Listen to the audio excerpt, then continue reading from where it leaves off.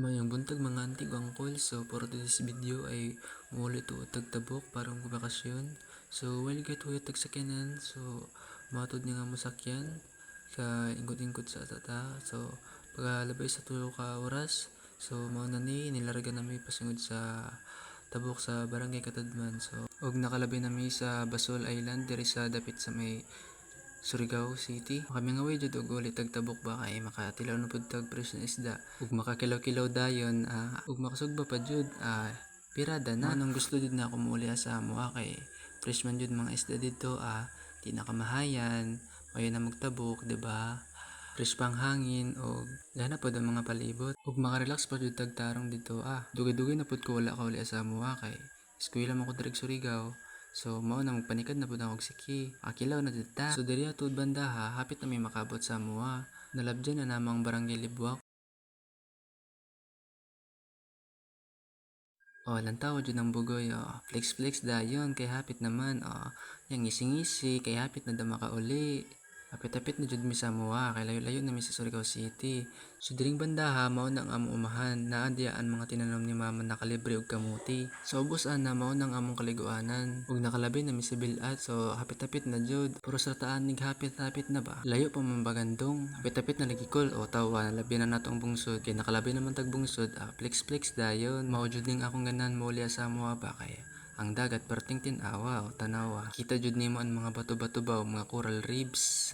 So mao na jud ni nakaabot na jud mi sa amo ang lugar. Kini tuod ang barangay Katadman. Sakop ni sa Surigao City. Diri tuod ko nagdako ug nagtapos sa elementary. Maong makamingaw jud uli diri kay hamok man tag memories diri so mao jud niya. Ug nakaabot na tuod mi. Wala na nako mabidyohan kinabutang na nako akong cellphone sa bag kay base matabog. Ug nitabang nako sa panghabo sa mga gamit. Maong wala na ko ka video-video. Nagdali-dali na mi kay kwarting inita.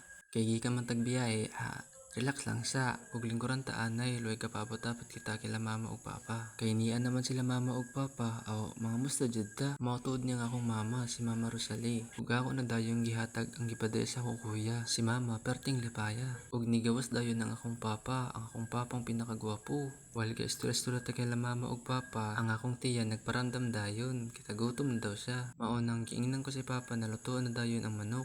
Mao ni tuod ang akong dala gikan Surigao. Ug si papa dali-daling dayon nagluto. Si papa natingala nga nang gibidyohan daw na ako siya. Mao nang sige jatan sa cellphone. Kaning akong pag voice over ba wala ko kasabot kung Cebuano ba o Surigao nun bahala na. While si papa nagaluto, si mama kaong nag-ice cream. So mao nang dud ang akong dala gikan Surigao. Ug kita di pud magpapildi. Kuha dayong baso ug kaon dayon. Sakto ra pud nagdala kog ice cream kay perting inita. Pagkatapos na ko kaon, nagsuryahay dayon ni mama ug papa, while si papa gabanday silang giniluto. So mao na jud ni ang akong ganahan diri sa amoa. Naglagak na dayon, makakilaw na jud ta. Mao niyang ilang gilagakan diri dapit sa amoa. Mao jud ni akong ganahan diri sa amoa kay fresh jud ang isda. Makakilaw ug sugba patag fresh. Maong say na jud to kantong atong pagpati-bati kay ina. Ug ilan dayong gipunit or gitangtang gikan sa pukol kay basi kung madugay madawat ang isda. Mao ning nakagana diri sa tabok. Kay di jud kami hugtan og sudan. Ang problema lang nimo ang bugas.